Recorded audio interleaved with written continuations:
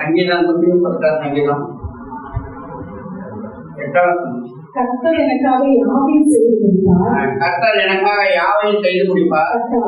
கர்த்தாவே உமது கிருபை என்றும் உள்ளது. உமது கிருபை என்றும் உள்ளது. உமது கரத்தின் கிரியைகளை நெகிழ விடாதிருக்கிறார். உமது கரத்தின் கிரியைகளை நெகிழ விடாதிருக்கிறாங்க. அன்பு தேவனுடைய இந்த மாதத்துல தேவன் நமக்கு கொடுத்ததான வாக்குத்தத்த வார்த்தை தான் கர்த்தர் எனக்காக யாவையும் செய்து முடிப்பார் என்று. அன்பு தேவனுடைய இந்த வார்த்தையை சொல்றது யாருன்னா, தாவீது உன்னுடைய வாழ்க்கையில் ஆண்டவராக இயேசு கிறிஸ்து தேவனாகிய கர்த்தர் அவருடைய வாழ்க்கையில என்னென்ன நன்மைகளை எல்லாம் செய்தாரோ அதை எல்லாம் அறிந்தவராய் உணர்ந்தவராய் அவர் இந்த காரியத்தை பார்த்தீங்கன்னா கர்த்தர் எனக்காக யாவற்றையும் செய்து முடிப்பார் என்று சொல்கிறார். இந்த சங்கீதத்தை ஆரம்பத்திலே பார்த்தீங்கன்னா அந்த சொல்லப்படுறது தாவீதின் சங்கீதம் என்று சொல்லப்படுகிறது. இதிலிருந்து நன்றாக அறிந்து கொள்ளலாம். தாவீது இந்த வார்த்தைகளை சொல்லுகிறார் என்பதை நம்ம நன்றாக அறிந்து கொள்ளலாம். அன்பு தேவனுடைய பிள்ளைகளே, தாவீதுக்கு ஏற்கனவே ஆண்டவர் அநேக காரியங்களை செய்து முடித்திருக்கிறார்.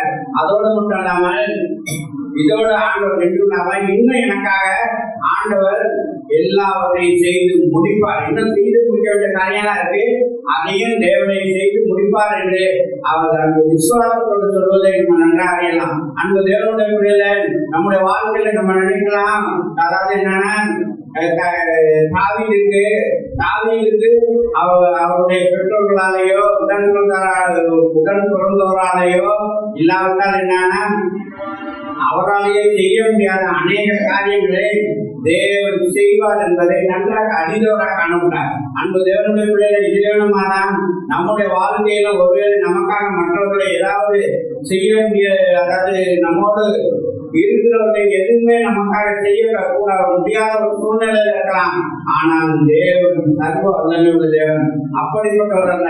நம்முடைய வாழ்க்கையில எல்லா காரியத்தையும் அவர் செய்து முடிக்கிற தேவனா இருக்கிறார். உங்களால் கூட உங்களோட சுய முயற்சியினால கூட சில காரியத்தை செய்ய முடியாமல் நீங்க காணப்பட்டு கொண்டிருக்கலாம். ஆனாலும் என்னன்னா தேவன் உங்களுடைய வாழ்க்கையில பார்த்தீங்கன்னா எல்லா காரியத்தையும் பார்த்தீங்கன்னா செய்து முடிக்கிற தேவனாக இருக்கிறார். ஒருவேளை உங்களுடைய வாழ்க்கையில இதுவரை அநேக காரியங்கள் தடைபட்டிருக்கலாம். திருமண காரியங்கள் தடைபட்டிருக்கலாம், ஒருவேளை சரியான ஒரு வேலை இல்லாத காரியங்கள் தடைபட்டிருக்கலாம். இன்னும் என்னன்னா நீங்க எடுக்கிற முயற்சிகள் எல்லாம் வாய்க்க செய்யாமல் அநேக தடைகளோடு காணப்படலாம். அதே நேரத்தில் உங்களுக்காக உதவி செய்யக்கூடியவர்கள் யாரும் இல்லாமல் ஒரு தள்ளப்பட்ட நிலைமையில, ஒரு அனாதையா விடப்பட்டதான நிலைமையில, ஒரு உதவியற்றதான நிலைமையில நீங்க காணப்பட்டு கொண்டிருக்கலாம். ஆனால் அப்படிப்பட்டதான உங்களுக்கு தேவன் இந்த மாதத்துல யாவற்றை செய்து முடிக்கிற கர்த்தர் உங்களுடைய வாழ்க்கையில் எந்தெந்த காரியங்கள் எல்லாம் என்ன காரியத்தை செய்ய வேண்டுமோ அதை அதன் காலத்தில் நேர்த்தியாக செய்கிறதான அந்த தேவன் உங்களுடைய வாழ்க்கையில் இந்த மாதத்துல அந்த காரியத்தை எல்லாம் செய்து முடிக்கிற தேவனாக இருக்கிறார். செய்வாரல்ல, செய்து முடிப்பார். அந்த தேவனுடைய செய்வேன்னு சொல்வது ஈஸியான காரியம். ஆனா அதை செய்து முடிக்கிறது தான் பாத்தீங்கன்னா மிகவும், அதுதான் பாத்தீங்கன்னா அதை பினிஷ் பண்றதுதான் பாத்தீங்கன்னா முக்கியமான காரியம். உங்களுடைய வாழ்க்கையில் பாத்தீங்கன்னா தேவன் எல்லா காரியத்தையும் பாத்தீங்கன்னா செய்து முடிப்பார். தாவீதினுடைய வாழ்க்கையை நாம் பார்க்கும் பொழுது தாவீதினுடைய வாழ்க்கையில் அவருடைய வாழ்க்கையில் எல்லா காரியத்தையும் அவரே செய்து முடித்தார். தாவீதுடைய வாழ்க்கையில் எப்படி என்னென்ன காரியத்தை அவர் செய்து முடித்தார் என்பதை குறித்து ஒரு சில வசனங்களை நம்ம தியானிப்போம். அதே நம்முடைய வாழ்க்கையில தாவீது உதவியற்ற நிலைமையில யாருமே உதவி செய்ய முடியாத ஒரு சூழ்நிலை காணப்பட்டதான தாவீதுக்கு தேவன் எந்தெந்த காரியத்தை எல்லாம் செய்து தேவன் தாவீதை உயர்த்தினார் என்பதை ஒரு சில வசனங்கள் மூலமாக நம்ம தியானிக்கலாம். முதலாவதாக தாவீதை பார்த்தீங்கன்னா தேவன் ராஜாவாக மாறும்படி கர்த்தர் செய்தார் என்று நம்ம பார்க்கலாம். 1 சாமுவேல் 16 அதிகாரம் 1ஆம் வசனத்தை நாம் வாசிக்கும் பொழுது கர்த்தர் சாமுவேலை நோக்கி இஸ்ரவேலின் மேல் ராஜாவாய் இராதபடி நான் புறக்கணித்து தள்ளின சவுலுக்காக நீ எந்த மட்டும் துக்கித்துக் கொண்டிருப்பாய். நீ உன் கொம்பை தைலத்தால் நிரப்பிக் கொண்டு வா. பெத்லகேமியனாகிய ஈசாயின் இடத்துக்கு உன்னை அனுப்புவேன்.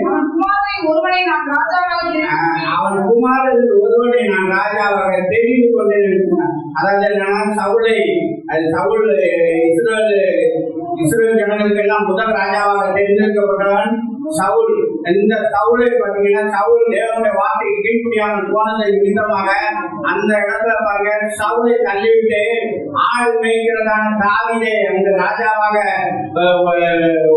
ராஜாவாகும்படி தேவன் அங்கு ஒரு காரியத்தை அங்கு செய்வதை நம்ம நன்றாக அறியலாம். அங்க சவுலை தள்ளினது நிமித்தமாக சாமுவேல் தீர்க்கதரிசி அவன் என்னன்னா துக்கப்பட்டு உட்கார்ந்து கொண்டிருக்கிறான். அப்போதைக்கு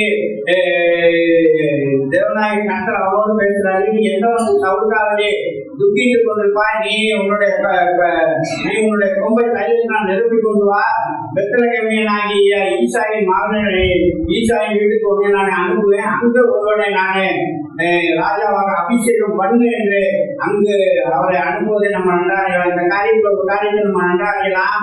அங்கு பாருங்க தீர்க்கதரிசியாகிய சாமுவேல் துக்கப்படுவதை ஆண்டவர் பார்த்தீங்கன்னா பார்த்து கொண்டிருக்கிறார். இதே மாதிரி தான் பாருங்க உங்களுக்காக வேண்டி உத்தரவாதம் பண்ணுகிறவர்கள் உத்தரவாதம் பண்ணுகிறவர்கள் விழித்திருக்கிறவர்கள் அநேக நேரங்களில் ஊழியக்காரர்கள் துக்கப்படும் பொழுது அதை தேவன் காண்கிற தேவனாக இருக்கிறார். காண்பதோடு மட்டும் இல்லாமல் அப்படிப்பட்டதான துக்கத்திலிருந்து அவர்கள் எல்லாம் விடுதலை சொல்வது, அவர்களுக்கு எல்லாம் அந்த துக்கத்தை எல்லாம் தேவன் மாற்றி போடுகிற தேவனாக இருக்கிறார். அதனால்தான் நான் அடிக்கடி நிறைய பேர் சொல்வேன் சொல்லலாம். அதாவது என்னோட ஊழியக்காரங்க அவங்களுக்கு பிரச்சனைன்னா நிறைய பேர் பார்த்தீங்கன்னா ஒருவேளை அவரை காட்டிலும் வசதியில அவங்க ஊழியக்காரங்க வசதியில படிப்புல தகுதியில எல்லாத்துக்கும் குறைவுள்ளவனா இருப்பான். ஆனா நமக்கு பிடிக்கலன்னா நம்ம எதனா ஒதுங்கி போறதுதான் நல்லதை ஒழிய அவன்கிட்ட நம்ம எதிர்த்து நின்று அநேக கேள்வி கேட்டு அவன் துக்கப்பட்டு அவன் கண்டிப்பானா அது நம்முடைய குடும்பத்துக்கு ஆசீர்வாதமாக இருக்காது.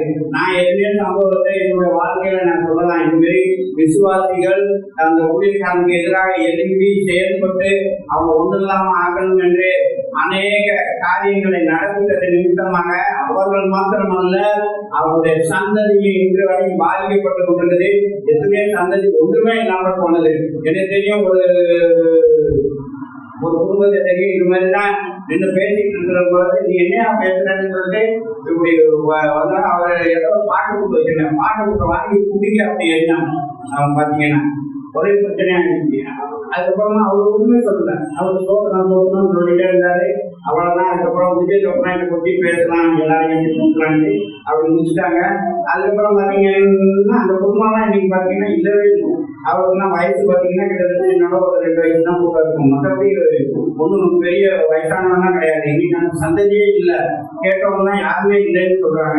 அன்பு தேவனுடைய நம்முடைய வாழ்க்கையில எல்லாம் நம்ம மிகவும் எச்சரிக்கையாகவர்களா இருக்கணும். அது நம்முடைய டாபிக் கிடையாது. இங்கு பாத்தீங்கன்னா சாமுவேல் சொல்றாரு, பெத்லகேமியனாகிய ஈசாயின் வீட்டுக்கு நீ போ, அங்கு ஒருவனை நீ ராஜாவாக அபிஷேகம் பண்ணு என்று அங்கு சொல்லும் பொழுது அதே மாதிரி பாருங்க கொம்பை கையில நான் நிரப்பி கொண்டு சாமுவேல் பெத்லகேமியனாகிய ஈசாயின் வீட்டுக்கு போறான். போய் அங்க போனோடனே எல்லாரும் என்ன எதிராக வந்து எல்லாரும் கேட்கும் பொழுது அவன் உடனே சொல்றான், இல்ல நான் வலியுறுவதற்காக வந்திருக்கேன், நீங்க உங்களோட பிள்ளைகள் எல்லாம் கூப்பிடுவான்னு சொல்லிட்டு அந்த ஈசாயின்னு சொன்னான். ஈசாய் பாத்தீங்கன்னா ஈசாய்க்கு 8 குமாரர்கள் பாத்தீங்கன்னா 7 பேர் தன்னோடு இருக்கிறார்கள். ஒரே ஒருத்தர் தான் பாத்தீங்கன்னா 8வது உள்ளதான தாவீதை பாத்தீங்கன்னா ஈசாய்கள் ஒரு மறந்த நிலைமையில அவனுக்கு ஒரு அற்பமான ஒரு வேலையை கொடுத்து ஈசாய் அவனுடைய குடும்பத்துல அப்படின்னா வைத்திருந்தான். எங்க ஆடு மேய்க்கிறவனாக அவன் காணப்பட்டு கொண்டிருக்கிறான். சாமுவேல் உன்னுடைய மகனை எல்லாம் வர சொல்லுங்க என்று சொல்லும் பொழுது அவன் பாருங்க எல்லாரும் பாத்தீங்கன்னா அதுல 2 பேர் பாத்தீங்கன்னா அவளுடைய மிலிட்டரியே பாத்தீங்கன்னா வேலை பார்க்கறவன். ஆனாலும் பாருங்க அவங்க எல்லாம் வர சொல்றாங்க. அவனுடைய தோற்றத்தை உருவத்தெல்லாம் பார்த்துட்டு இவனதான் ஆண்டவர் ராஜாவோட தேர்ந்தெடுப்பார் போல என்று அவன் ஈசாய் தன்னுடைய மனதில் நினைத்து கொண்டு அவன் பார்க்கறான். ஆண்டவர் என்ன சொல்றாரு, நான் இந்த புறக்கணித்து தரேன், இவனை புறக்கணித்து தரேன், இவனை 7 பேரையும் பாத்தீங்கன்னா புறக்கணித்து தரேன். உடனே அவன் நினைக்கிறான், இன்னும் ஆண்டவர் நம்ம வர சொன்னாரு, அபிஷேகம் பண்ண சொன்னாரு, ஆனா எல்லாமே புறக்கணித்து தரேன்னு அடுத்தாப்புலதான் அவன் கேட்கறான், இன்னும் உனக்கு மகன் இருக்கிறாரா என்ன? அதுக்கப்புறம் தான் பாத்தீங்கன்னா தாவீதையே பாத்தீங்கன்னா அவனோட ஈசாய் பாத்தீங்கன்னா நினைச்சு பார்க்கலாம். ஆமா, இன்னும் ஒருவன் எல்லாருக்கும் கடைசியா இருக்கிறான். அவன் என்னன்னா ஆடு வைக்கிறான். அவனை இங்க வளர்த்து அவன் வர்ற வரைக்கும் நான் என்னன்னா வெறும் சாப்பிட மாட்டேன்னு சொல்லிட்டு அவன் இருக்கும் பொழுது வந்தோடனே பாத்தீங்கன்னா தாவீதை அவன் பார்த்தீங்கன்னா கையிலினால் கொம்பு கையிலினால் அவன் அங்க அபிஷேகம் பண்றான் என்று பார்க்கலாம். அன்பு தேவனுடைய பிள்ளையில இங்க பாருங்க, ஆடு மேய்க்கிறவன் தாவீதை பாருங்க நினைச்சு பார்த்துருப்பானா நம்மள ராஜாவாக அபிஷேகம் பண்ண முடியதான இப்படிப்பட்டதான அபிஷேகம் நமக்கு கிடைக்கும் என்று ராஜா தாவீதை நினைத்து பார்த்திருப்பாரா? அதே நேரத்தில் தாவீதுடைய வாழ்க்கையில் இப்படிப்பட்டதான ஒரு உயர்வு கிடைக்கும் என்று அவர் நினைத்து பார்க்கிறதுக்கு எந்த சூழ்நிலையுமே கிடையாது. அப்படிப்பட்டதான நிலைமைகளை இருக்கும்போது ஒரு ஆளுமையை கொண்டிருக்கிறதான தாவீதை கொண்டது தேவன் பாருங்க தாவீதை உயர்த்துவதற்காக, தாவீதை ராஜாவாக்குவதற்காக அங்கு பார்த்தீங்கன்னா சவுலை நான் புறக்கணித்து தள்ளுனேன் என்று சொல்றார். அன்பு தேவனுடைய உங்களுக்காக யாவற்றை செய்து முடிக்கிறதான தேவன் உங்களுடைய வாழ்க்கையில் உங்களை ஆசீர்வதிப்பதற்காக, உங்களை உயர்த்துவதற்காக, உங்களுடைய சத்துருக்கு முன்பாக ஒரு பந்தியை ஏற்படுத்துவதற்காக எல்லா காரியத்தையும் செய்து முடிக்கிறதான கர்த்தர் உங்களுக்கு முன்பாக எப்படிப்பட்டதான தடையாக இருந்தாலும் பரவாயில்ல, 7 பேர் தடையாக இருந்தாங்க, எல்லா தடையும் பார்த்தீங்கன்னா தேவன் உடைக்கிறார் என்று பார்க்கிறோம். அன்பு தேவனுடைய தேவன் உங்களுக்காக ஒரு காரியத்தை செய்ய அவர் இறங்கிவிட்டார். அதை தடுப்பதற்கு ஒருவருமே கிடையாது என்பதை நன்றாக நினைத்துக் கொள்ளுங்கள். அவர் எல்லாவற்றையும் செய்ய வல்லமை உள்ளதான தேவன். இந்த காலங்களில் உங்களுடைய வாழ்க்கையில் ஆசீர்வாதம் பெற முடியாதபடி, உங்களுக்கு உயர்த்தப்பட முடியாதபடிக்கு உங்களுடைய வாழ்க்கையில் என்னென்ன தடைகள் தான் காணப்படுகிறது. ஒருவேளை அந்த தடையை உடைப்பதற்காக நீங்கள் உங்களுடைய சுயமுயற்சியில் அநேக பிரயாசங்களை நீங்க எடுத்திருக்கலாம். உங்களுடைய வாழ்க்கையில் அந்த தடைகளை எல்லாம் உடைத்து அதிலிருந்து ஒரு ஜெயம் பெற்று அதிலிருந்து ஒரு உயர்த்தப்படுவதற்காக உங்களுடைய கையின் பிரயாசத்தை எல்லாம் நம்பி எத்தனையோ நேரத்தில் நீங்க இறங்கினீர்கள். ஆனா எல்லாம் பார்த்தீங்கன்னா தோல்வி முடிவடைந்தது. ஆனால் எல்லாவற்றையும் செய்து முடிக்கிறதான கர்த்தர் உங்களுக்கு இருக்கிறார். நீங்க ஒருவேளை மற்றவர்களை நம்பியிருக்கலாம், உடன் உள்ளவர்களை நம்பியிருக்கலாம், குடும்பத்தில் உள்ளவர்களை நம்பியிருக்கலாம். ஆனால் எல்லாரும் கைவிடப்பட்டதான நிலைமையில் இருந்து கொண்டிருக்கிறதான அன்பு தேவனுடைய உன்னை உயர்த்துவதற்காக எல்லாவற்றையும் செய்து முடிக்கிறதான ஒரு கர்த்தர் உங்களுக்கு இருக்கிறார். அதனால நீங்க எந்த சூழ்நிலையிலும் சோர்ந்து போவாதீங்க. அதே நேரத்தில் பார்த்தீங்கன்னா தடைகளை அவர் உடைத்து இருக்கிற தேவன். அன்பு தேவனுடைய அநேக நேரத்தில் நம்ம நினைக்கிறோம், எந்த காரியத்தை செய்யும் போது நம்முடைய வாழ்க்கையில் தடை வரக்கூடாது என்று நினைக்கிறோம். அன்பு தேவனுடைய நம்முடைய வாழ்க்கையில் தேவன் சில தடைகள் உண்டு கொள்வதனுடைய நோக்கம் என்னன்னா, நாம் தேவனை நோக்கி பார்க்க வேண்டும். அதே நேரத்தில் என்னன்னா அந்த தடைகளை நம்மை கொண்டு தேவன் உதவி செய்யும் போது அந்த இடத்துல பார்த்தீங்கன்னா உங்களை மேன்மையாக பார்ப்பதற்காக அப்படிப்பட்டதான தடைகளை தேவன் உண்டாக்குகிறார். ஈஸியா பார்த்தீங்கன்னா அதை நம்ம பெற்றுட்டோம்னா அவங்க ஏதோ அவங்களுக்கு சப்போர்ட் இருக்கா அப்படின்னு சொல்லி சிலதான் பேசக்கூடிய நிலைமையில இருக்கும். அதே நேரத்துல தடைகளை நமக்கு இருக்கிற முன்னாடி இருக்கிற தடைகளை தேவன் தாண்ட செய்ய மாட்டார். தடைகளை பார்த்தீங்கன்னா உடைக்கிறது தான் உங்களை கொண்டு போவாரு. நம்ம நினைக்கிறோம் என்னன்னா அதுல நம்ம சில காரியங்கள் நம்ம உருவாக்கப்படுவோம். அதற்காக தான் பார்த்தீங்கன்னா அப்படிப்பட்டதான தடைகளை தேவன் அனுமதிக்கிறார். அன்பு தேவனுடைய இஸ்ரவேல் ஜனங்களை வழிநடத்தி கொண்டு வரும்பொழுது அவர் முன்பா பார்வன் தடையாக இருந்தான். அதே நேரத்தில் செங்கடல் தடையாக இருந்தது. அடுத்து எத்தனையோ ராஜாக்கள் தடையாக இருந்தார்கள். அதே நேரத்தில் பாருங்க கடைசியாக மோசே மரித்த பிற்பாடு அந்த யோர்தான் பார்த்தீங்கன்னா அவங்க கானானுக்குள் பிரவேசிக்க முடியாதபடிக்கு யோர்தான் தடையாக நின்று கொண்டிருக்குது. ஆனால் இஸ்ரவேல் ஜனங்கள் எல்லா தடைகளையும் உடைத்திருந்தார்கள். பாருங்க யோர்தான் கடைசியா பாருங்க யோசுவா யோர்தானை பார்த்தீங்கன்னா 2ஆக பிரிக்கிறார். யோர்தான் பாருங்க அறுப்பு காலம் முழுவதும் ஃபுல்லா பார்த்தீங்கன்னா தண்ணி போயிட்டு இருக்குமா. அறுப்பு காலம் முழுவதும் யோர்தான் புறவாய்க்கு ஓடும் என்று சொல்லப்படுகிறது.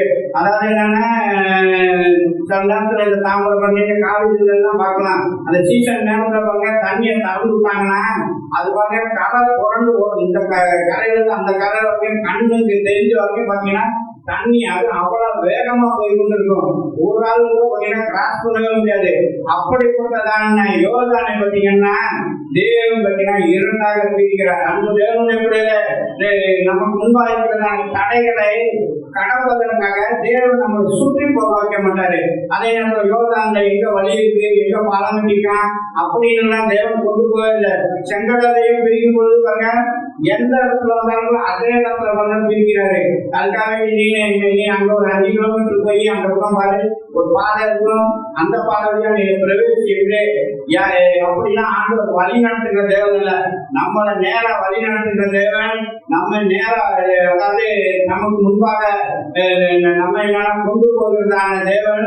எல்லா காரியத்திலும் அவர் நமக்கு முன்பாக போகிறார். அப்படி கொண்டு போகிறதான தேவன் அதுக்கு முன்பாக என்ன தடையாக அவர் உடை செய்வார். இங்க அது உதாரணம் எரியோ கூட இருக்கலாம்.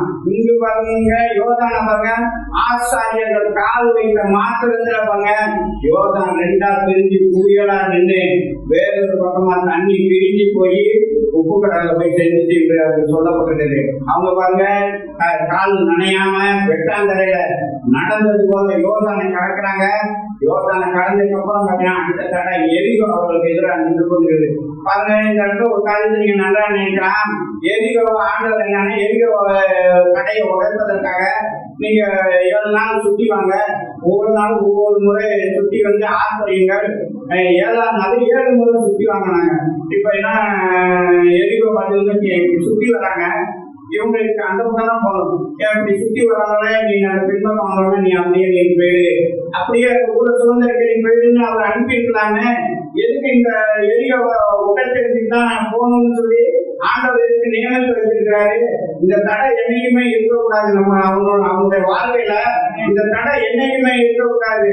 ஏன்னா இதை நம்ம தாண்டலாம், இதை நம்ம சுத்தி வர்றதுக்கு நமக்கு கண்களுக்கு சுத்தி வந்துருக்கோம். வரவழைக்கே நம்ம போயிடலாமே வந்தோமே. இது ஒரு பெரிய தடையா நமக்கு தெரியாது. ஆனா ஆண்டவருடைய சித்தம் என்னன்னா இந்த தடையை நீ உடை தெரியணும். இந்த தடையை உடை தெரிந்து எரியோல உள்ள சாபத்துக்காரங்கெல்லாம் நீ அழிச்சிட்டு தான் நீ என்ன வாழ்ந்தான காணாம தேசத்துல நீ போக வேண்டும். ஏன்னா இந்த தடை உனக்கு எதிர்காலத்துல பெரிய பிரச்சனையா இருக்கும். அதனால இப்போவே நீ அதை உடைப்பதற்காக பாருங்க எரிகோவை பார்த்தீங்கன்னா தேவன் உடைத்தார் என்று பாருங்க. அந்த தேவன் நம்முடைய வாழ்க்கை நம்ம நினைக்கிறோம் இந்த தடையை ஆண்டவன் கடவுளுக்கு தேவையான பலனை கொடுத்து அப்படியே நம்மளை கொண்டு போய் அங்க உத்தரக்கூடாதான்னு நம்ம நினைக்கிறோம். ஆண்டவரால் செய்ய முடியாத காரியம் ஒன்றுமே இல்லை, செய்யலாம். ஆனாலும் என்னன்னா இப்படிப்பட்டதான தடைகளை எல்லாம் ஆண்டவர் உடைத்திருக்கிறது நிமித்தமாக தான் அந்த எமோரியர் ராஜா மற்றவர்கள் எல்லாம் பார்த்தீங்கன்னா இவர்களை குறித்ததான பயம் உண்டானிச்சு. இவர்களை குறித்ததான இருதயமே அவங்களை குறித்து கழிஞ்சு போச்சுன்னு சொல்லி அந்த ராகா பேசி பார்த்தீங்கன்னா வேறு பார்க்க வந்தவர்களிடத்தில் சொல்றான். எதுவுமே உங்களை குறித்ததான ஆண்டவர்களுக்கான சங்கடத்தை விளக்க பண்ணினார், வனாந்தரத்தில் நடத்தி வந்தாரு. இதெல்லாம் நாங்க கேள்விப்பட்டு எமோரியர் ராஜாவாகிய ஓருக்கு நடந்ததை எல்லாம் நாங்க கேள்விப்பட்டு எங்களுடைய இருதயம்லாம் கரைந்து போயிருக்கு. அதனால பட்டணத்தை உங்களுக்கு ஈஸியா ஒப்புக்கொடுப்பார்கள் என்று அந்த ராகா பேசி சொல்வதை நம்ம நன்றாக அறியலாம். அந்த தேவனுடைய நம்முடைய வாழ்க்கையில கூடுதலான அற்புதங்கள் அடையாளங்களை தேவன் நடத்துவதனுடைய நோக்கமே என்னன்னா பின்னாடி சத்துரு நம்மை தொடர்ந்து வரக்கூடாது. சத்துரு என்னன்னா முட்டைகள் என்னன்னா நிர்மூலமாக்கப்பட வேண்டும். அதுக்காக பார்த்தீங்கன்னா சில தடைகளை எல்லாம் தேவன் நம்மை கொண்டு பார்த்தீங்கன்னா அதை உடைத்து அதை கடக்க பண்ணுகிறார். அதனால மிக 2:13 நினைக்கிற தடையை நீக்கி கொடுக்கிறவர் உங்களுக்கு முன்பாக போகிறார். தடைகளை நீக்கி அது வாசலால் உட்பிரவேசிப்பீர்கள், அவரோட ராஜா அவரோடு கூட செல்வார் என்று சொல்லப்பட்டது. அன்பு தேவனுடைய கூட இந்த காலங்களில் உங்களுடைய வாழ்க்கையில் ஆசீர்வாத தடைகள் என்னென்ன இருக்கிறதோ அதை எல்லாம் யாவற்றையும் செய்து முடிக்கிறதான கர்த்தர் அந்த தடைகளை எல்லாம் உடைத்தெறிந்து அந்த ஆசீர்வாதத்தை நீங்கள் சோர்ந்திருக்க தேவன் பலன் தருவாரு. அன்பு தேவனுடைய இது 2வது காரியத்துக்கு நம்ம நல்லா நினைக்க வேண்டும். நம்ம அதாவது நம்ம இங்க பாருங்க தாவீதை உயர்த்துவதற்காக தேவன் பாருங்க விலாசத்தை சாமுவேல் இடத்துல கொடுத்து அனுப்புறாரு. நீ பெத்லகேமுக்கு போ, அங்க ஈசாயோட என்னதான ஒருவர் இருப்பாரு, அவருடைய குமாரர்கள் ஒருத்தரை பாத்தீங்கன்னா அபிஷேகம் பண்ணிட்டு இன்னைக்கு என்னன்னா நம்ம உயர்த்தப்படுவதற்காக நம்ம ஆசீர்வதிக்கப்படுவதற்காக நம்ம விலாசங்களை தேடிக்கொண்டு நம்ம அழைத்து கொண்டிருக்கிறோம். அன்பு தேவனுடைய பிள்ளைய நம்மை உயர்த்துவதற்காக தேவன் எங்குள்ளதான யாரை கொண்டாவது தேவன் பேசி உங்களுக்கு பார்த்தீங்கன்னா உதவுபடியாக தேவன் கிரியை உங்களை ஆசீர்வதித்து தேவன் உயர்த்துவார். அன்பு தேவனுடைய பிள்ளைய நம்முடைய வாழ்க்கையில நம்ம அநேக நேரத்துல உறவு காரணமா சில காரியத்துல நம்ம என்னன்னா முயற்சி பண்ணி கொண்டிருக்கிறோம். அதே நேரத்துல தேவன் எனக்காக யாரையும் செய்து முடிப்பார் என்று நம்ம பொறுமையோடு காத்திருக்கும் பொழுது யாரை கொண்டாவது உங்களை பற்றினா தேவன் உயர்த்துவார். இங்கு பாருங்க, இவன் ஆடு மேய்க்கிறதான தாவீதை உள்ளார கொண்டு வருவதற்காக ஒருவனை தண்ணி ஒருவனை பற்றினா உள்ளார கொண்டு வந்து கொண்டிருக்கிறான். அந்த தேவனுடைய உங்களுடைய வாழ்க்கையில எப்படிப்பட்ட தடை இருக்கலாம் அதையெல்லாம் தேவன் உதவி. இப்ப அநேக நேரங்களில் நம்ம கூட நினைக்கலாம், இப்ப என்னன்னா குரூப் 4 1 2 இதெல்லாம் பார்த்தீங்கன்னா பயங்கரமா எக்ஸாம் எல்லாம் ரொம்ப கடுமையா இருக்கு. ஐயோ என்னால எழுத முடியலையே, எனக்கு பலன் இல்லையே. ஆனால் என்ன உங்களை கூட கொண்டு போய் அங்கு ஒரு நல்ல ஒரு அப்பாயின்மெண்ட் தேவன் தர சித்தம் உள்ளவராக இருந்தார். ஆனால் எல்லா தடைகளையும் உடைக்கிறார். அது கேட்டு நாங்க நானதை தருவாரு. நீங்க அதனால நீங்க சோர்ந்து போவீங்க, ஐயோ இந்த எக்ஸாம் என்னால போய் அட்டன் பண்ண முடியாதுன்னு பின் வாங்கக்கூடாது. அதுதான் நமக்கு தடையா இருக்கும். என்னன்னா ஐயோ இந்த எக்ஸாம் எப்படி இருந்தது, இது இல்லாம நமக்கு வேலை கொடுத்துருவாங்க நாங்க வாழ்ந்து நம்ம நினைப்போம். அந்த தடையை உடைக்கிறதுக்கு தான் தேவன் சொல்லுவாரு. அந்த எக்ஸாம் அந்த தடையை உடைக்கிறதுக்கு நன்றாக எழுதுவதற்கு தேவையான பலனை அவர் தருவது தேவனா இருக்கிறார். அந்த தேவனுடைய உலக ராஜாவாக மாற்றும்படிக்கு தேவன் பார்த்தீங்கன்னா அவனுக்காக யாவத்தையும் செய்து விட்டார். இரண்டாவதாக தாவீதின் காலத்தை அவர் வெளியேற மாட்டினார். 1 பாருங்க, அப்பொழுது அந்த வேலைக்காரரில் ஒருவன் பிரதியுத்தரமாக ஈசாயின் குமாரன் ஒருவனை கண்டிருக்கிறேன். அவன் வாசிப்பதில் தெரிந்தவன், அவன் பராக்கிரமசாலி, யுத்த வீரன், காரிய சமர்த்தன், சௌந்தரியம் அவனோட கூட இருக்கிறார். இங்க பாருங்க, யார் சொல்றானா ஒரு வேலைக்காரன் சொல்றான். அதாவது தாவீது பாருங்க எந்த இடத்துலயும் வந்து வீசி பார்த்தது கிடையாது. எந்த இடத்துலயுமே பாத்தீங்கன்னா அவனுடைய தாளத்தை அவன் வெளிப்படுத்தினதாகவே சரத்திரமே கிடையாது. அவன் என்னன்னா ஆடு மேய்க்கும் பொழுது ஆண்டவர்களுடைய மகிமையை செலுத்திக் கொண்டு அங்க வீணை வாசித்துக் கொண்டிருந்தான். ஒருவேளை அவனோட ஆடு மேய்க்கிறவங்க வேணா அவனுடைய அந்த அந்த சத்தத்தை கேட்டுக்கலாம், அவனுடைய தாளத்தை அவருக்கு வேணா கேட்டுக் கொண்டிருந்திருக்கலாம். அதே நேரத்துல ஆடுகள் தான் பாத்தீங்கன்னா அவனுடைய சத்தத்தை கேட்டுக்கொண்டிருந்துச்சு. ஆனா இங்க என்னன்னா அரண்மனையில உள்ளதான ஒரு வேலைக்காரன் சொல்றான், இங்க என்னன்னா வாசிப்பதில் தேடினவன் ஒருத்தர் இருக்கிறான். அவன் என்னன்னா காரிய சமர்த்தன், அவன் பராக்கிரமசாலி, யுத்த வீரன், கர்த்தர் அவனோட கூட இருக்கிறாரு. அவனை கூப்பிடு, உனக்குள்ள என்னன்னா பொல்லாத ஆவி என்னன்னா நுழைஞ்சிருச்சு, உன்னுடைய வியாதியை சுகமாக்கணும், உன்னுடைய பொல்லாத வியாதியை பொல்லாத ஆவிய காலி பண்றதுக்கு அவனுக்கு யாரும் கிடையாதுன்னு சொல்லி அன்பு பாருங்க. அந்த வேலைக்காரன் மூலமா அங்கு சொல்லப்படுது. அன்பு தேவனுடைய ஒரு காரியத்தை நம்ம நன்றாக அறிய வேண்டும். எப்ப தாவீதை தேவன் கொம்பு கையில அபிஷேகம் பண்ணினார அன்றிலிருந்து தேவனுடைய ஆவி அவங்களா வந்தது என்று பார்க்கிறாங்களே. 12ஆம் 14 நினைக்கிறேன் வந்துச்சு. அதே நேரத்துல பாருங்க, சவுலுக்குள்ளாக இருந்ததான தேவனுடைய ஆவி அவனுக்கு போயிட்டு. இதுதான் பாருங்க 2 பேருக்கும் உள்ள வித்தியாசம். 2 பேருக்குள்ளார ஒரு ஆவிதான் இருந்துச்சு. ஆனா அவனுக்குள்ளார உள்ளதான ஆவி கொள்ளாத ஆவி சவுலுக்குள்ளார, இவனுக்குள்ளார பாருங்க தேவாவி. அன்பு தேவனுடைய பிள்ளைல இது பாருங்க 2 பேருக்கும் எப்படி ஒத்தே வராது. இன்றைக்கு அநேக குடும்பங்கள்ல பாருங்க வச்சுக்கப்படாதவங்க நிமித்தமாக அநேக அவங்க நெருக்கங்களை அநேக காரியங்களை நெருக்கப்படுறாங்க, உபத்திரவப்படுறாங்க. என்ன செய்வதற்கு தெரியாம இருக்காங்க. ஏன்னா அந்த ஆவி அப்பக்கப்ப பாத்தீங்கன்னா கிரியை செய்து கொண்டிருக்கிறது. அன்பு தேவனுடைய பிள்ளைல உங்களுக்கு பாத்தீங்கன்னா தேவனுடைய ஆவி இருக்கிறது. அந்த ஆவியானவருடைய அபிஷேகத்தினால் நீங்கள் நிரப்பப்பட்டவர்களா இருக்கிறீர்களே. ஆனால் உங்க அக்கம் பக்கத்தில் உள்ளதான அனைத்து பொல்லாத ஆவிகளையும் நசனாகி இயேசுவின் நாமத்தை கட்டி நீங்க நிர்மூலமாக்கலாம். அந்த ஆவி உங்களுக்கு எதிராக செயல்பட முடியாது. அந்த ஆவி அவங்களுக்குள்ள கிரியை செய்யும் பொழுது நீங்க ஜெபிக்கும் பொழுது அவன் என்ன சுகமாவான்.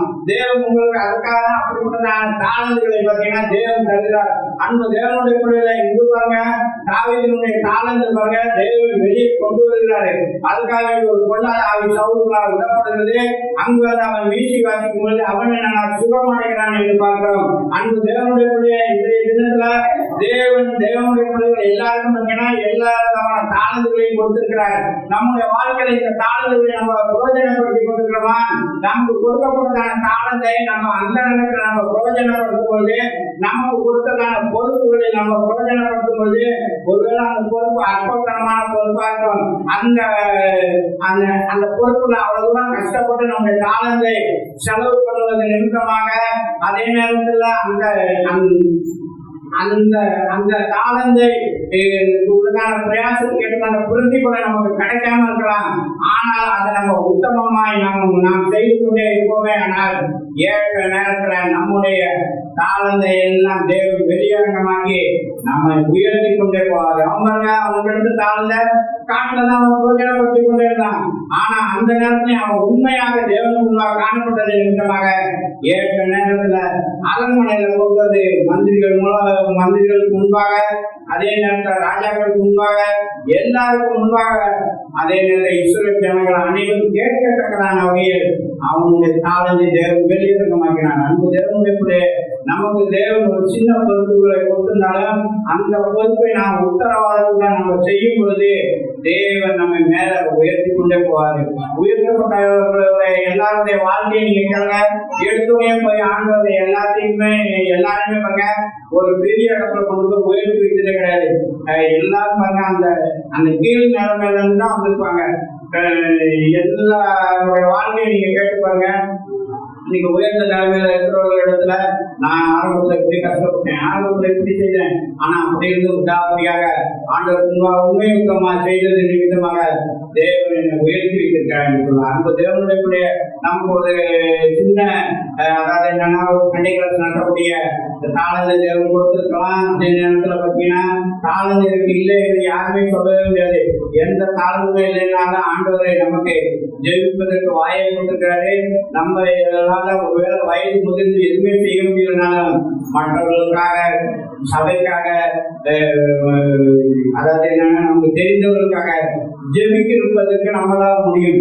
அந்த காரியத்தினால நம்ம செய்யணும். அந்த நாள் நம்ம உண்மையா செய்யும் பொழுது தேவன் ஏற்கனவே நம்ம மூலமாக அநேகர் தேவன் பக்கமாக கொண்டு வருவார். அந்த தேவனுடைய பாருங்க தாவீதை ராஜாவாக்குவதற்காக சவுலுக்குள்ள அடுத்ததாக பொல்லாத ஆவியை விட்டு நேரா அரண்மனைக்கு பார்த்தீங்கன்னா அவனை கொண்டு வந்து கொடுத்துருக்கான். மூன்றாவதாக பார்த்தீங்கன்னா அவனுடைய பராக்கிரமத்தை தேவன் வெளியாகமாக்கினார் என்று பார்க்கிறோம்.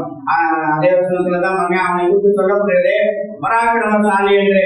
அதாவது என்னன்னா ஈசாயின் குமார் 2 பேர் பார்த்தீங்கன்னா மிலிட்டரியில இருக்கிறாங்க. அந்த நேரத்துல என்னன்னா சவுல் கோலியாத் வந்து அவர்களுக்கு எதிராக வந்து கங்கணம் கட்டிக்கொண்டு 40 நாள் தேவனுடைய பிள்ளைகளை பூசிட்டு கொண்டாங்க இருந்து கொண்டிருக்கிறான்.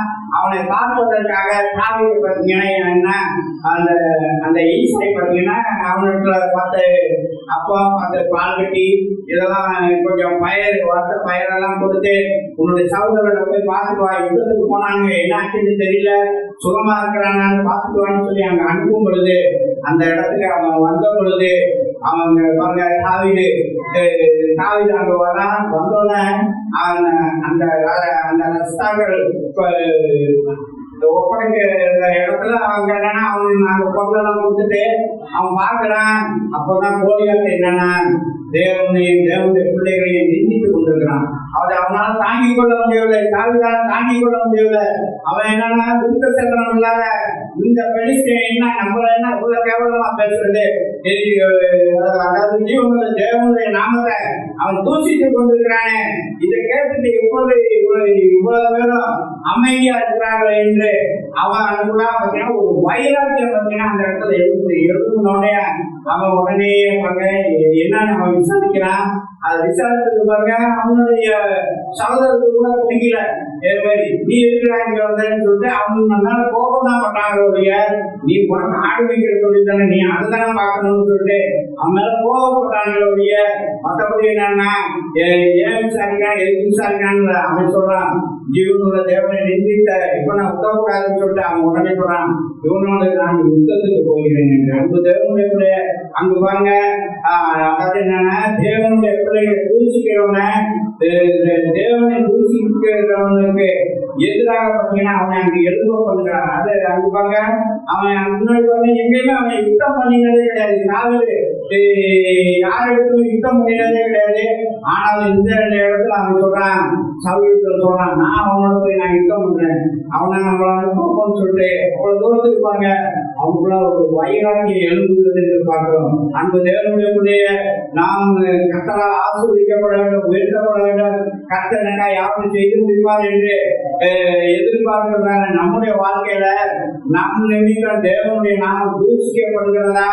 எத்தனை நேரத்துல நம்ம எத்தனை இடத்துல நம்ம சாட்சியை இழந்தவர்களா நம்ம காணப்படும் பொழுது நம்மள அவர் தூசிப்பதோடு மட்டும் இல்லாம நாம் வணங்குகிறதான ஜீவனுடைய தேவனையும் தூசிக்கிறாங்களே, அப்ப நமக்குள்ள ஒரு வைராக்கியம் எழுப்புகிறதா? ஐயோ என் நிமித்தம் ஆண்டவருடைய நாம தூசிக்கப்படுகிறது, என் நிமித்தம் இப்படிப்பட்டதான தேவனை வந்து அவர் தூசித்துக் கொண்டிருக்கிறாங்க, நம்ம இப்படிப்பட்டதான கீழ்த்தரமான காரியங்களை எல்லாம் நம்ம செய்யக்கூடாது என்று நம்முடைய வாழ்க்கையில தாவீது போல நமக்கு ஒரு வைராக்கியம் எழுப்புகிறதா என்பதை நாம் நன்றாக அறிகிறவர்களாக இருக்க வேண்டும். அன்பு தேவனுடைய அவன் சொல்றான், ஜீவனுடைய தேவனுக்கு ஏற்பட்ட நிந்தையை தனக்கு ஏற்பட்ட நிந்தையாக ஏற்றுக்கொண்டு அந்த பெரிச இடத்துல நான் போவேன்னு சொல்லி சொல்றான். அதே நேரத்துல பாருங்க போனான். அவங்க என்னத்த பெருசா அதாவது என்னன்னா காவிரி யுத்தத்துக்கு போகும்பொழுது கூட பாருங்க அவன் தேவனுடைய கிருபையை சார்ந்து தான் போறான். அவன் தன்னுடைய சுய பலத்தை அவன் நம்பியே போவே இல்லை. அவ கூட சொல்றான், சவுல் கூட அவன் சிறு வயதுல யுத்த வீரன், உன்னால முடியாதுன்றான். அவனை எப்படி நினைச்சானா, அதாவது என்னன்னா ஒரு முறை கரடி வந்துச்சு, சிங்கம் வந்துச்சு, ஆட்டை பிரிச்ச மாதிரி அவனை பிரிச்சு எல்லாம் பெரியாது. அப்படிதான் அவன் என்ன அவனை மட்டமா நினைச்சான். இப்ப எல்லாம் பெரியது, அதையே கிழிஞ்சு போகும்போது இப்ப என்ன இதெல்லாம் ஒரு தூசிக்கிற மாதிரி சில சொல்லுவாங்கல்ல, நான் அந்தந்த காலையிலே இது பண்ணேன், இதனால இது ஒரு பெரிய இதான்னு சொல்லிட்டு அது மாதிரிதான் பண்ண அவன் இது பண்ணா. அவன் என்னன்னா சொல்லி கொடுத்துனா, ஆனாலும் அப்படின்னா தேவனுடைய கிருபை அவன் சார்ந்து கொண்டுதான் எல்லா இடத்தையும் சொல்றான். அவங்க சொல்றான், நீ நின்றுட்ட தேவனுடைய நாமத்தினாலேயே நான் என்னன்னா வருகிறேன் என்று சொல்றான். உற்சாகம் 17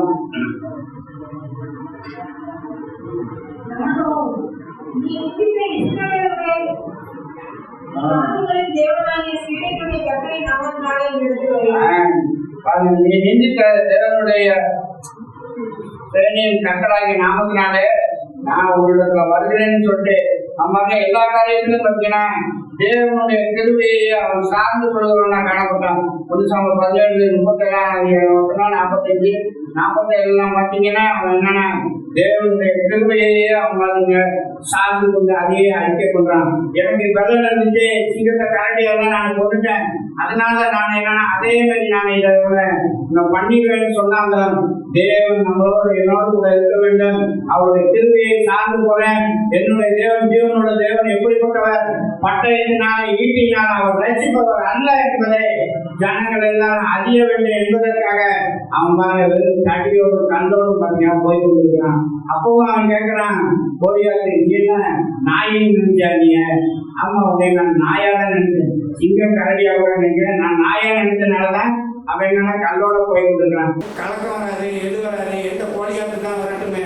அந்த கோழியாத்த பாருங்க, அவன் போனான் 7 பள்ளத்தாக்கில் போய் இறங்கினான், 5 கூழாங்கல்ல எடுத்தான், ஆனா ஒரே கல்லையே ஆளை காலி பண்ணான். அன்பு தேவனுடைய பிள்ளையில உங்களை எங்கேயும் தேவன் கல்லாக வைத்திருக்கிறார். மற்றவங்க பார்வையில் நம்ம அற்பமான கல்லாதான் எண்ணப்பட்டு கொண்டிருக்கிறோம். ஆனா நம்மை கொண்டு ஜாதிகளே அவர் நொறுக்க சித்தமுள்ளவராக இருக்கிறார். நீ எனக்கு தண்டாயிரம் அஸ்திராஜயமான உன்னை கொண்டு ஜாதிகளை நொறுப்பேன் என்பதுதான் ஆண்டவருடைய வாக்குத்தத்தம். அதனால பாருங்க இந்த இடத்துல அவனுடைய பராக்கிரமத்தை தேவன் வெளியேறினார். அடுத்ததாக பாருங்க அவனுடைய வாழ்க்கையில தாவீதை அனைவரும் நேசிக்கும்படி செய்தார். 1 சாமுவேல்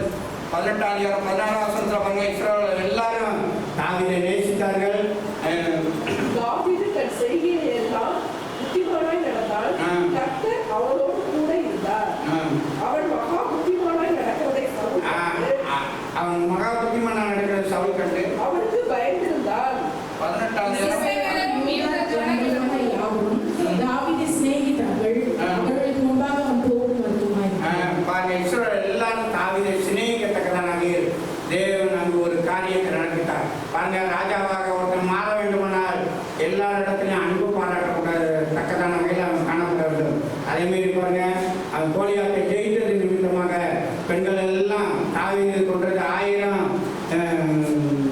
சவுல் கொண்டது 1000, தாவீது கொண்டது 10,000 என்று முறையா பாட்டினதுல வந்து தான் பிரச்சனை.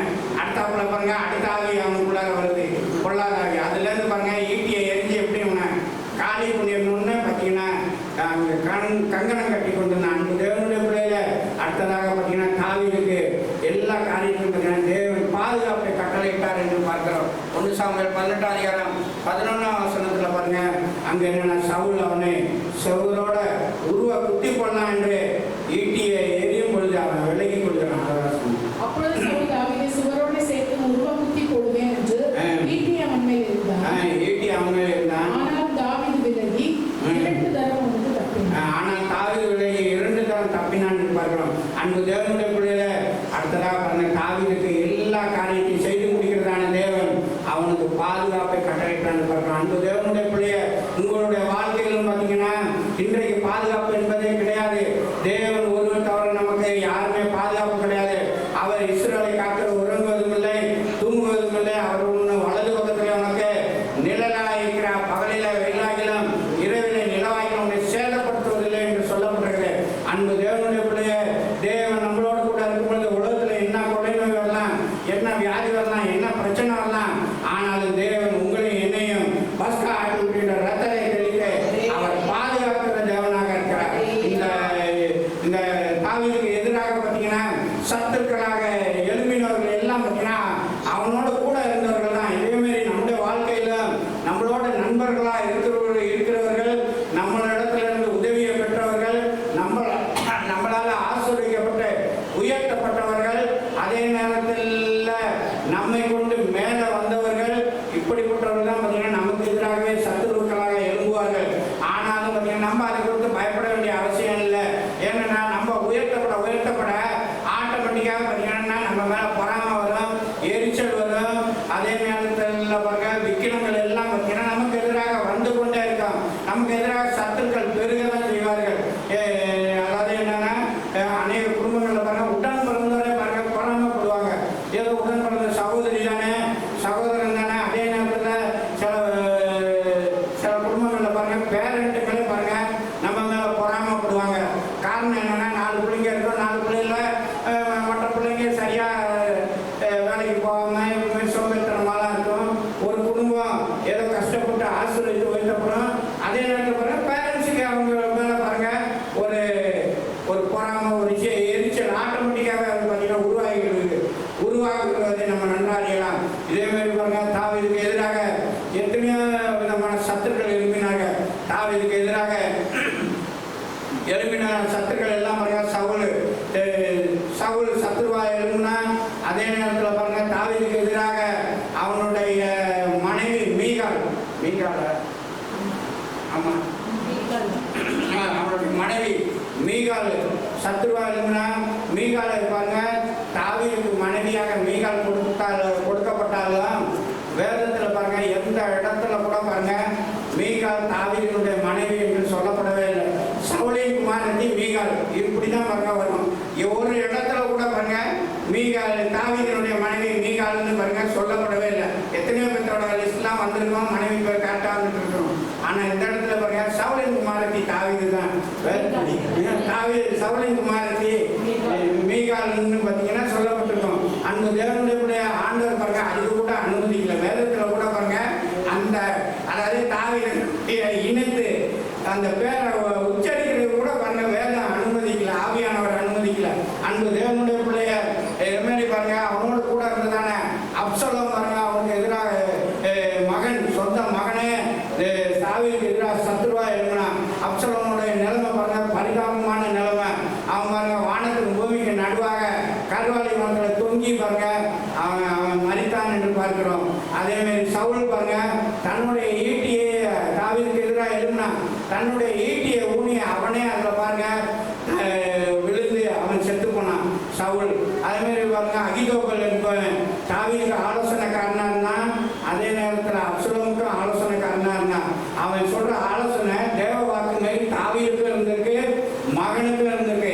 அவ்வளவு ஆலோசனை கொடுத்ததான அகிதோபல் பாருங்க 4 கொண்டு செத்தான் என்று பார்க்கிறோம். அன்பு தேவனுடைய பிள்ளைகளுக்கு விரோதமாக எழும்புனதான நம்மிடத்திலிருந்து உதவி பெற்றவர்களா இருக்கலாம், நண்பர்களா இருக்கலாம், யாரா இருக்கலாம். ஆனால் உங்களுக்கு எதிராக எழும்பி எந்த காரியத்தை உருவாக்கினாலும் அது வாய்க்காலே போகும்.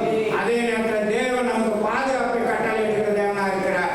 தேவன் பாருங்க நமக்கு அவனுக்கு எதிராக எழுப்பின எல்லா சத்துக்களும் பாருங்க தாவீது காணத்தக்கதான வகையில எல்லாம் மறித்தான். தாவீது மறித்ததுக்கு பிற்பாடு அவங்க மறிக்கல, அதற்கு முன்பாகவே பார்த்தீங்கன்னா தேவன் அவனுடைய மரணத்தை எல்லாம் பார்க்கத்தக்கதான வகையில். அதனாலதான் அவன் தாவீது சத்துருகளுக்கு நேரிடுவதே என் கண் காண, துன்மார்களுக்கு நேரிடுவதை என் காது கேட்கும் என்று ஒரு சங்கீதத்தை பார்க்கறது. அன்பு தேவனுடைய பிள்ளைய யாவது செய்து முடிக்கிறதான கர்த்தர் இப்படிப்பட்டதான 5 விதமான காரியங்களையும் தாவீதினுடைய வாழ்க்கையில் செய்து அவனுடைய ராஜ்ய பாகத்தை பார்த்தீங்கன்னா நிறைவேற பண்ணினான்.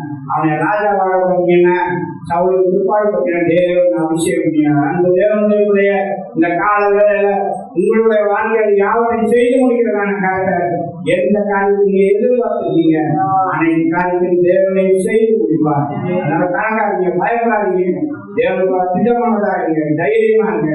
எல்லா காரியத்தையும் தேவன் உங்களுக்கு ஜெயத்தை கொடுப்பாரு. எந்த சத்துக்கள் நமக்கு எதிராக எழுப்பி நம்ம எந்த விதத்திலும் பார்த்தீங்கன்னா மனநிலைக்கப்பட முடியாது. தேவன் நம்மளோடு கூட இருக்கணும்.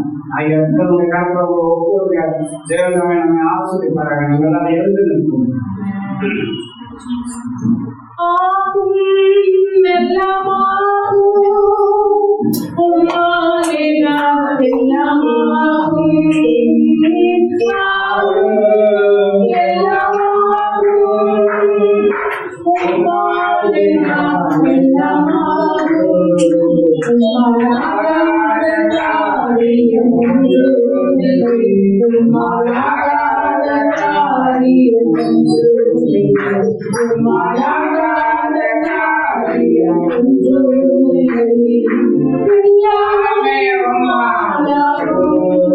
Hallelujah.